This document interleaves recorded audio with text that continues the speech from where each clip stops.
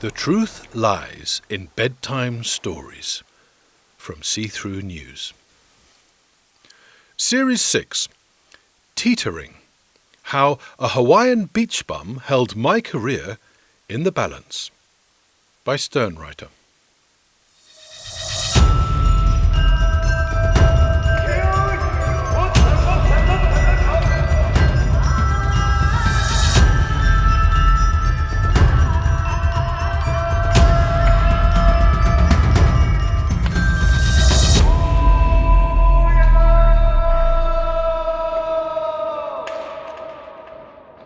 Episode 2, Seduced by Sumo. You can say what you like about the producers of the early James Bond films, but never, ever accuse them of being oversensitive to or nitpicking about cultural stereotypes. Remember when Sean Connery was in the Oriental lair of the evil villain to steal the important thing? Remember the goon that discovers him in the penthouse suite? A sumo wrestler. Bond renders him unconscious with a piece of sculpture. Or when Roger Moore was in a different Oriental lair of a successor evil villain to steal the other important thing. Remember the goon that surprises him in the garden? A sumo wrestler. Bond wins that one by wedgie. If you're objecting that neither the villains nor even the goons were Japanese, that's what I mean about oversensitivity and nitpicking. I'm not talking about the cultural crassness of lumping all Orientals together, but about your entirely reasonable reaction to this cultural crassness. Sumo is Japanese. It's not Thai or Malaysian or Korean, Chinese or generically Oriental, but unmistakably, indubitably, quintessentially Japanese. The priest-like robes of the referees, the salt-throwing purification of the wrestlers as they enter the ring, all pure Shinto ritual, and Shinto is pure Japanese. Japan is the only country with a Shinto option on its census form. It's ticked by 70% of Japanese citizens. Well, 70% also tick the Buddhist box, but let's park that one for now. By the time I moved to Tokyo in 1991, I was more than aware of sumo. If you told me then that within 2 years sumo would provide a make-or-break moment in my fledgling career, well, you could have knocked me over with a gunbai. Gunbai, the wooden fan sumo referees point at the victorious wrestler, was just one of the pieces of sumo jargon bandied about on TV stations around the world during the 80s. Overseas broadcasters started airing highlights of Japan's 6 annual tournaments. Sumo became a breakout cult sport. In certain households, sumo's top-ranked wrestlers were household names. A hip demographic grew familiar with such obscure Japanese words as gunbai. By the 1980s, TV producers were more culturally sensitive than their 1960s and 70s James Bond counterparts. Japan was now the world's second biggest economy. Japanese culture now demanded more than mere novelty status. Western sumo coverage danced between pantomime and opera. I imagine the original pitch to the broadcasters from the TV production company must have gone something like, Sumo, it's WWF meets Catholic ritual meets proper wrestling, but without God, baffling rules or homoerotic overtones. Actually, let's keep the homoerotic overtones. Their arse cheeks are in constant close-up. The wrestlers were larger than life in the literal sense of being bloody enormous, but so were the stars of Western professional wrestling. Sumo brought something different, more exotic, nuanced, dare I say, inscrutable. Sumo had plenty of spectacular bling and colourful razzmatazz, but its wrestlers displayed low-key humility, not pantomime heroes and villains.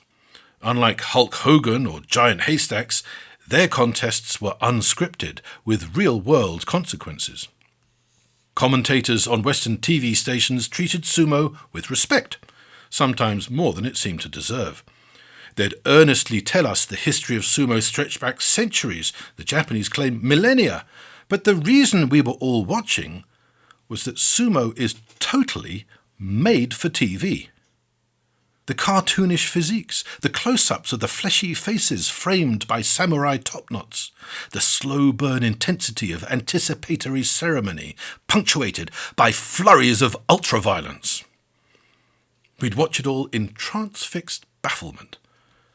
The pre-bout ritual goes on for minutes on end, but is utterly captivating. Theatrical salt-flinging, ponderous eyeballing, ritual stamping and belly-slapping. Finally, time slows to a crawl. Two squatting wrestlers, psyched up into some kind of Zen synchronicity, simultaneously touch the clay surface of the fighting ring and become flesh and blood transformers. In that instant, those cute super babies, sloth slow in what look like nappies, become balletic, fast-forwarded Godzillas. Their arms blur into flailing, slapping whirlwinds of hostility. This onslaught can end the bout in seconds as one wrestler forces the other from the ring or tricks him into plunging forward into thin air and belly flopping to defeat. If one of the wrestlers secures a grip of his opponent's belt, no longer a nappy but a mawashi, it becomes a different game. The slapping maelstrom now subsides, replaced by a bewitching balance of judo throwing skills and linebacker pushing power. The fighting area, the reverent commentators inform us, is called a dohyo. Do means earth, the raised clay platform they clamber up to. Hyo means bale, as in the semi-buried straw bundles that form the perimeter of the ring. The rules are playground simple. First wrestler to touch inside the ring with anything other than the soles of their feet, or outside the ring with anything at all, loses. Now, there are many ways to achieve this: slapping, pushing, shoving, twisting, tripping, throwing, dodging, anything that doesn't involve a fist. Each technique has its own Japanese term, acquiring a poetic mystique with repetition. Yorikiri, grabbing your opponent's belt and marching him out. Oshidashi, shoving him in the chest without a belt grip. Tsukidashi, the straight arm slapping whirlwind. But I never heard the name for my favourite manoeuvre. I called it the teetering. In a teetering, both wrestlers have double-handed grips on each other's belt.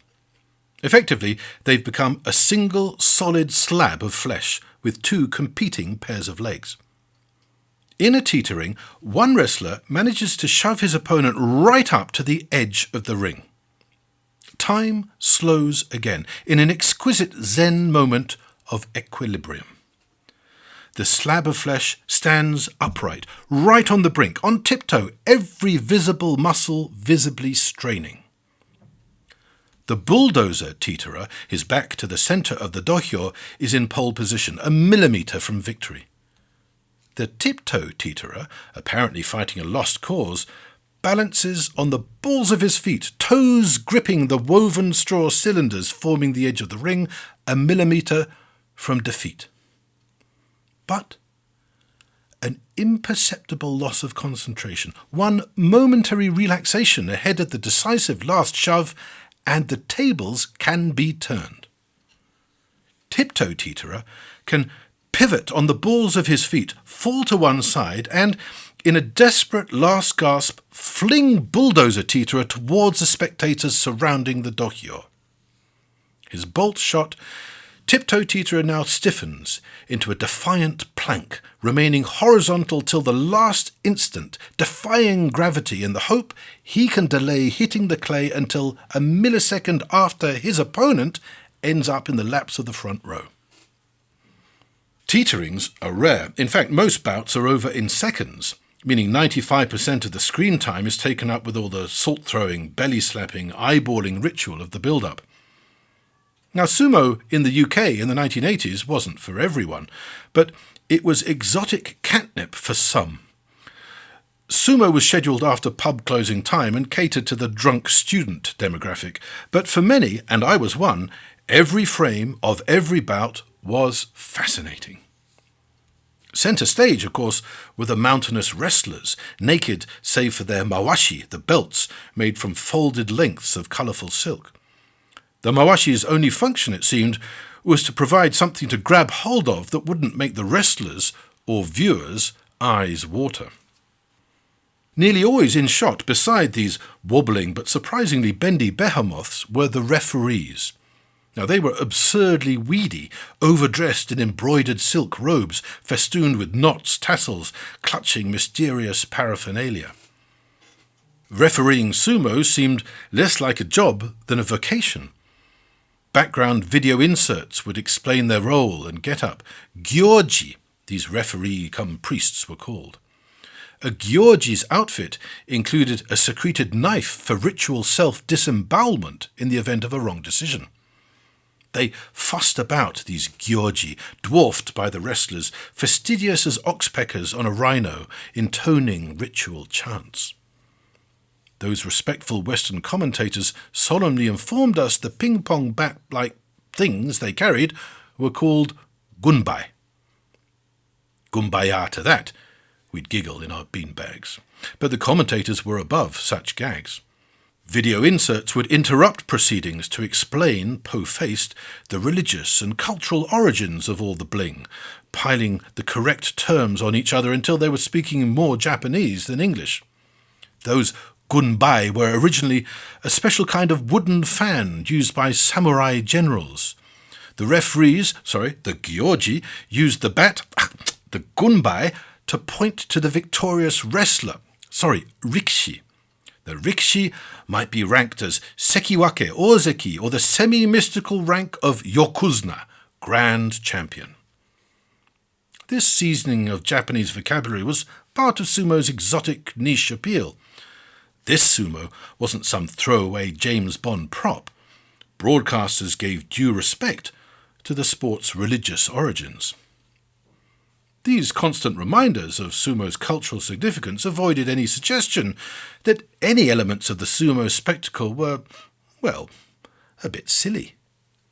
Those silk-robed gyoji using their wooden gunbai to point to the victorious rikishi, for example. Was there the remotest chance that even the most casual non-sports fan observer might not realise which bloke had won? The rules were pretty simple after all. The bloke the ref was pointing to with his ping-pong bat, the squatting, sweating and panting one, that's the winner. The bloke being levered up by the miraculously unsquished spectators in the front row, that's the loser. Did that really require a samurai warriors fan? But sumo was the wrong place for such smart allegory. It would have been crass, plain rude, out of keeping.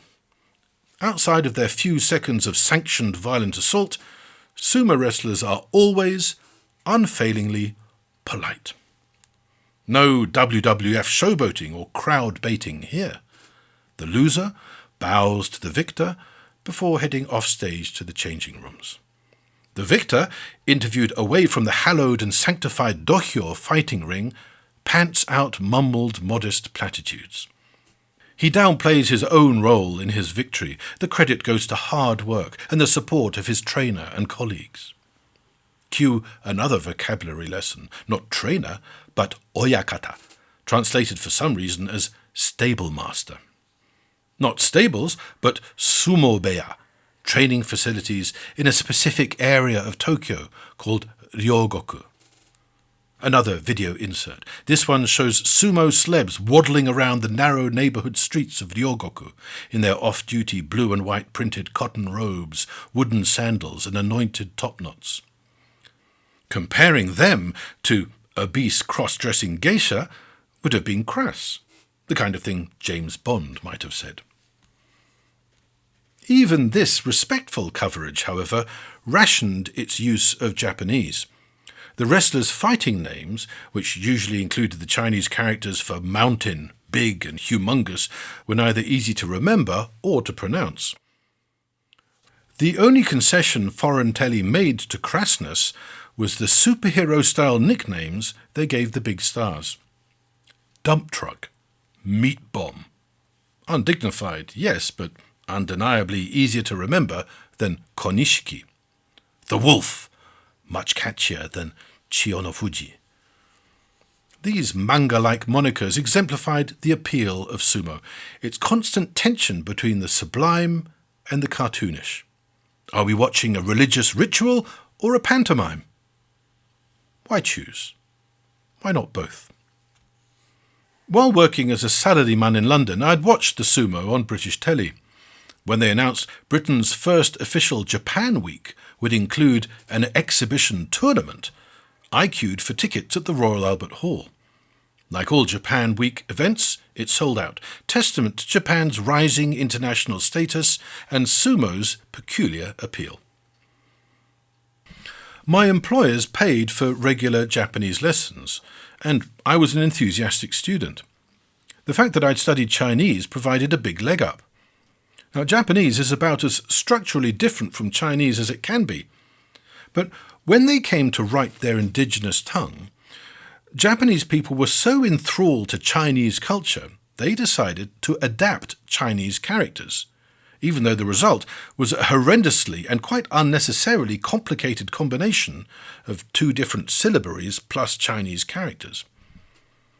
As my Japanese improved, sumo's specialist vocabulary may have tripped off my tongue a bit more fluently than most, but in truth, I was just another foreign sumo nut. I didn't really get it. But that was about to change. In 1991, as I packed for my new life in Tokyo, a London-based Chinese restaurateur was planning to launch a chain of Japanese noodle bars called Wagamama.